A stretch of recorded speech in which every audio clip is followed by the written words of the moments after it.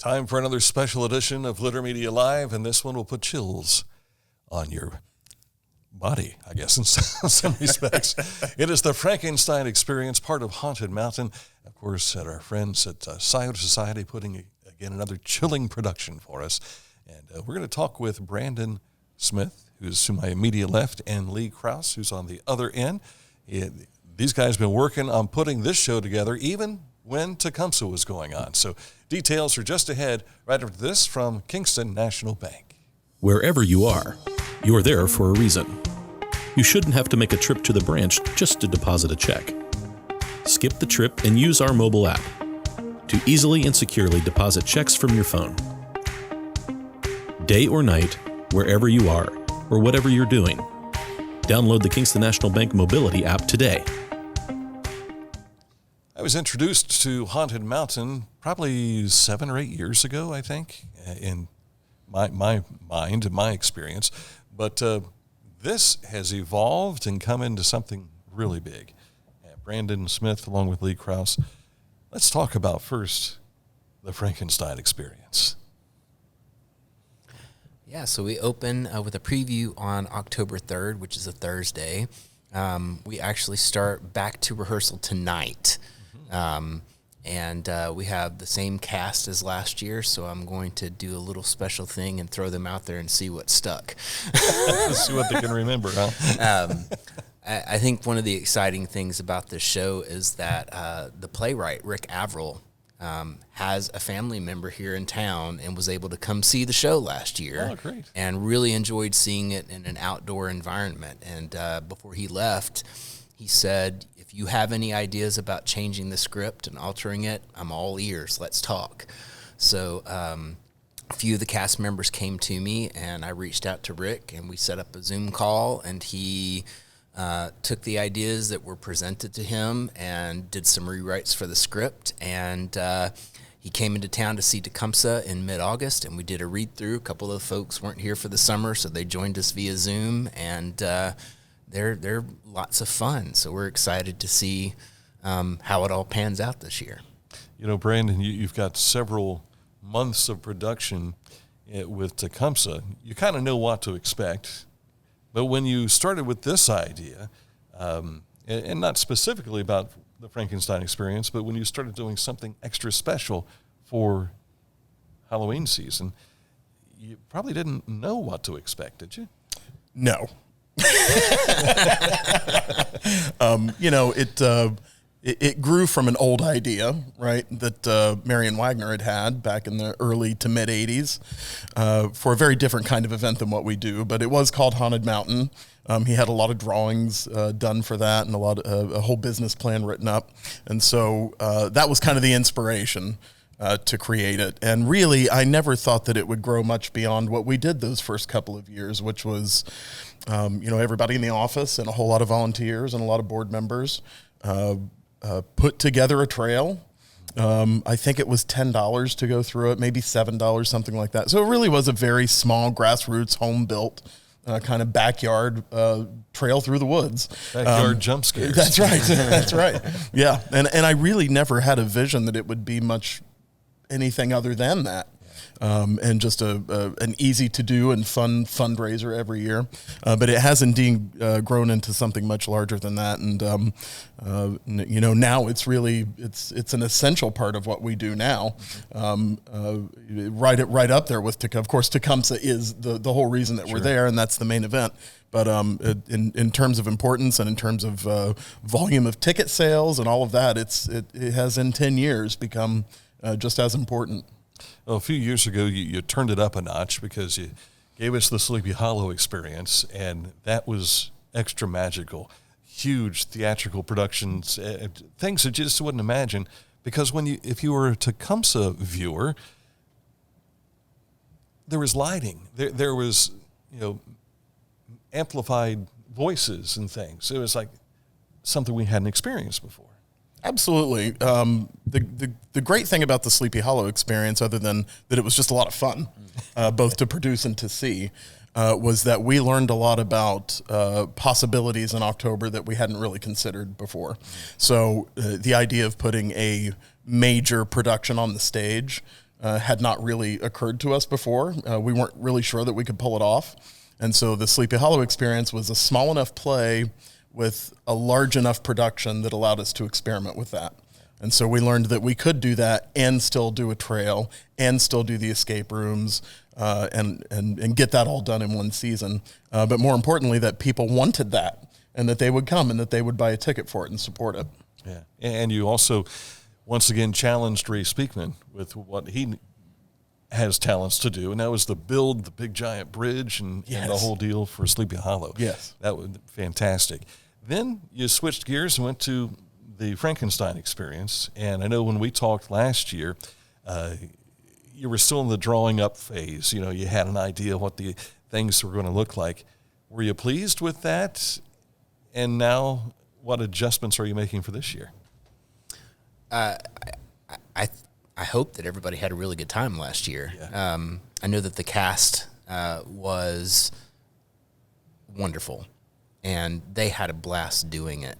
And I think that this year, if we can just not have rain on Thursday, Friday, and Saturday every weekend in October, that can help step things up. But also, the changes in the script.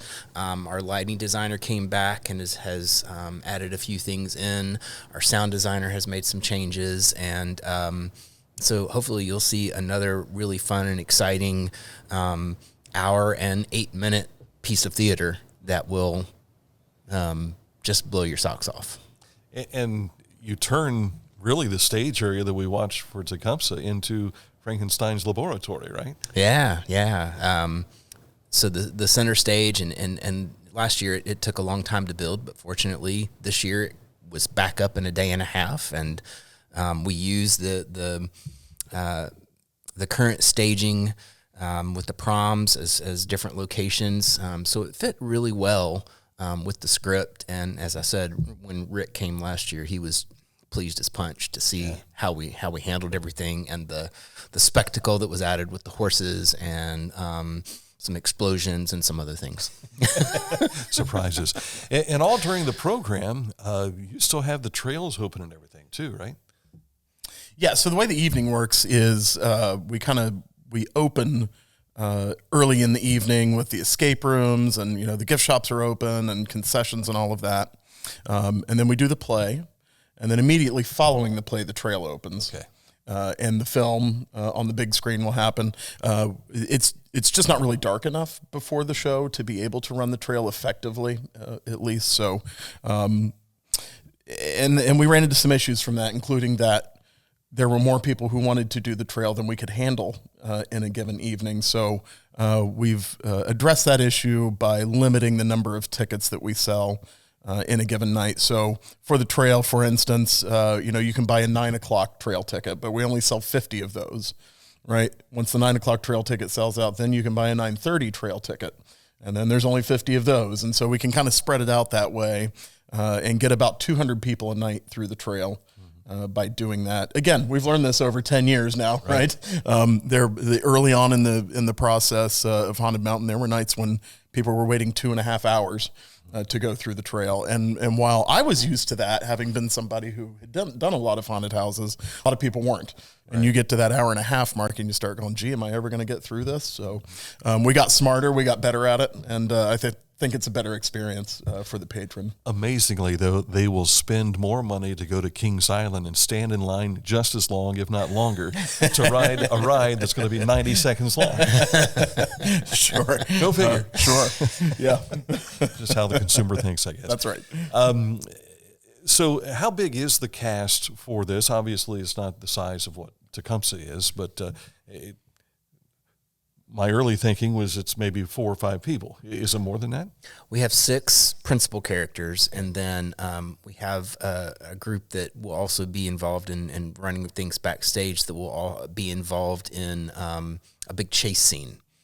And there's a little big surprise in that chase scene this year that Rick loved the idea. One of the cast members pitched it, and he dove headfirst into that. So we use as many folks as we can, and then as soon as the show is over, all of those folks take about 20 minutes, completely change, and get into their place to scare people. The favorite part. Yes. This whole idea. Well, hopefully Frankenstein scares them a little too. That's right. I will tell you, when I was a kid, I was probably 6 years old. My dad had made me upset. And so I decided to pack my little suitcase, and I was leaving home. And it scared me over a scary movie. And so I am walking to the outer edge of where our porch light lit.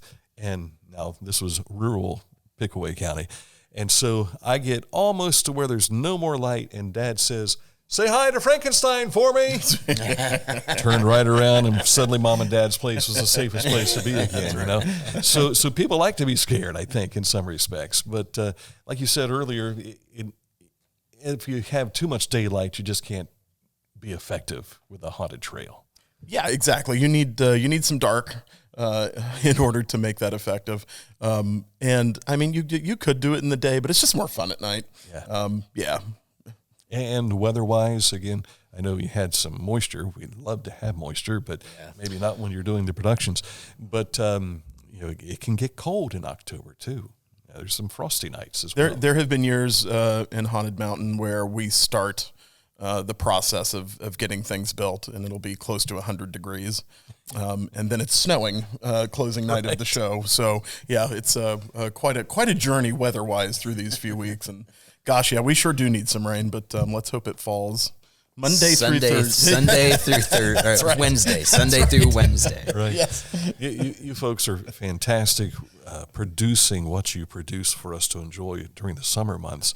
But then when it comes to this, it's a short run when you think in the grand scheme of things, but so much work goes in to those few short weeks. It's got to be rewarding when November comes, though. Yeah. I mean, the folks that stay for the fall are huge Halloween fans. Yeah. And so they really love what they do. But at the end, you're just exhausted. And you need that time to recoup and go your separate ways, and then hopefully everybody comes back for the summer, and then we do it all over again. Right. Get that little break between each other and just say, you know what, I need some time, I need some space, but then come back geared up, ready to go. Let's talk about the season itself that you've had this year. I know there have been challenges along the way, heat and everything else, but outside of that, how did this year stack up to previous years? It was good. It was not a great year. It wasn't a terrible year, but it was good. Right, smack in the middle of the season, the July 4th to middle of August time, which is really important for our ticket sales, was so hot. It was so hot. And so that definitely affected attendance for sure. Normally we're worried about rain, right? Yeah. And hoping that we don't get rained out. But this year heat was the major concern. And not only for, just the comfort of people sitting to watch a show, but also for the actors. Mm-hmm. There were several nights where we had seriously considered having to cancel because it was just too hot, and we were concerned that people would be passing out. And so that was a challenge throughout the entire summer, but particularly those meat weeks right in the middle for us where it was tough. Good you're not wearing the makeup like you used to. Absolutely, it makes a difference, yes. During the heat like that. For sure. So we still have some work to do on, closing out the books, but it was a good year. Any year that is enough for us to be around next year is a win for me. Right. So very pleased. And, beyond just, there's several ways that you can measure success with a play. Certainly ticket sales and finances is one of them. But artistic achievement is another. And I believe, at least I felt like in the 10 years that I've been back, I think that this play this summer was right amongst the top. And certainly the company was. It was just a great, great group of people. Which makes things a lot easier through the summer. And I hope most, if not all of them, want to come back next year. Well, one of the elements that you changed up this year was the addition of a narration by Tecumseh. And I think that really helped explain some things for people who had never been there before and catches you up. And if you have seen it before, you were kind of left on your own devices to figure out, okay, where Harrison fits in with this and why is that happening. But when she explained it, it just, I think, made it even better. Yeah, I think it was good. All of that narration was in the show at some point, right? So Julie and myself and Lee went through, 12 to 15 different versions of the script that had existed from, 1970 up through 2010 or so, as Alan continually kind of tweaked that script. And so all of that stuff had been there at one point or another. So we just kind of went through and went, you know what, we think this will work, and this will work, and this will work. And I think most of it did work. Some of it didn't for me, but we get to fix that next year. That's right. One of the pleasures of being able to do it over and over again is we can improve it a little bit every year. But yeah, overall, I think that the storytelling was as clear and concise as it has ever been, so far as I've seen the show. Well, there's always been subtle tweaks throughout all the previous seasons. But I think this is going to help the next generation of people that are watching the show. I think so, too. Like I said, we continue to work on it. We're consulting with a dramaturg who we have not brought on board yet, but we're kind of doing an interview process right now to hire. And those of you who don't know what a dramaturg is, that's somebody who looks at a script that already exists and works it through and fixes problems. So hopefully that person's going to get on board, and that process will take a couple of years to go through. But I really do believe at the end of it that we'll be left with a script and a product that the Scioto Society and Chillicothe can produce for the next 50 years. Right. You also had a return of the concert series. You had Kathy Mattea on a special night, Ricky Skaggs, and I was comparing some of the crowds that I was seeing on Facebook and everything from photos and all. And Ricky Skaggs looked like, once again, a jam-packed house. Kathy probably had a few more people that could have sat down, but still entertaining nights, both nights, from all the reaction I heard. Absolutely. Two of the best in the business, right?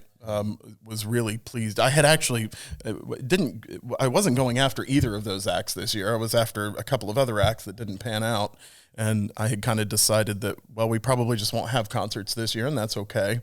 And then I got a call from Ricky Skaggs' people who had a date to fill, and then Kathy Mattea's folks had a date to fill. So it just kind of all fell into place in the right way. And it wound up being the most successful concert season we've ever had. Great. Both, again, financially and artistically, I think both were hugely successful. And again, despite the heat. Despite the heat, yes. We've been very lucky on those concert nights, really. We've never had a rain out. We had one year, Rhonda Vincent had to kind of cut her set short by a couple of songs because there were tornadoes coming at us from Jackson County. And so we were like, okay, everybody go home. Kind of a distraction behind the stage setting, isn't it, when it's coming from the east? Yeah, I wish we could figure out how to produce that effect because we could patent that and do okay with it, I think. You could do a version of Twisters, That's right. Yeah. Well, do you have ideas for next year you are ready to reveal, or are you... As far as concerts go, or just generally? Well, I can tell you tickets are on sale right now for next year. We now know that 10 years into using a computerized ticketing system, how to get tickets on sale, which has been a challenge year after year after year. But it was an easy process this year, and our ticketing company eTix was a huge help. So tickets are on sale. The big kind of thing for Tecumseh next year that's going to be different is we're bringing back the Wilderness Adventure Pass, which used to be just a coupon in the brochure. But this year it's a combination ticket. So we kind of dipped our toes in the water a little bit with the Ross County Pass this year. So we've expanded it out. We're calling it the Wilderness Adventure Pass this year. So in addition to your ticket to Tecumseh, you get your admission to Adena Mansion and Gardens, your admission to the Ross County Historical Society museums, you get your backstage tour, and people have been begging for this since COVID, and we finally figured a way to do it. Only with that pass, you will get a meet and greet following the show. So whereas meet and greet used to be open to everybody, and it was a big thing, it's going to be a little smaller in scope and a lot more controlled than it used to be, so we'll be sending a few people in at a time to meet the actors and get autographs. But this is a way that we can bring it back and do it safely, ensure that our actors don't get sick and all of that, and still provide it for people who want to do it. So I'm kind of very excited about that for next year. Yeah, that was one thing I missed this year, was being able to see, the actors afterwards and talk with them. But as you said, when we had the COVID situation, it changed everything. Yes. Yeah. And it's not just us, actually. Both of our concerts this year, neither Ricky nor Kathy did a meet and greet. And I've done both of their shows many times in the past, and that meet and greet was solid as a rock with both of them. But that's just the reality these days. They've got 50 other dates to do this year, and so they're going to protect themselves and their band and make sure that they can perform night after night after night. And they're not as young as they used to be. That's right, and neither am I. We who have matured, we have become more susceptible to that stuff. That's right. So we got to watch out for each other. So again, October 3rd through the 20. Help me with the date. 26th, 24th. Double check that very quickly. Wait a second. Move your head to the left there. Okay, There you go. 26th. There we go. Yes. There it is. Here we are looking for everything else and forgetting about what's behind I'm to figure out how to do this backwards. There we go. Yeah, There we you go. got it. It's always difficult to do. So, but again, October 3rd through the 26th, and this is going to be another fantastic fall, I think, for you, and people are going to enjoy themselves, and you'll be the talk of the town. That's right. Maybe for the region as well. Yeah. So, anything we missed? I don't think so. No, thank you. Very Thanks, good. Dan. Yeah. Lee Crouse, Brandon Smith, I'm Dan Ramey. Get your tickets now. You can find them online at tecumsehdrama.com. And, of course, the links are all available in this post, too. Thanks for watching another edition of Litter Media Live, and thanks again also to Kingston National Bank for our sponsorship.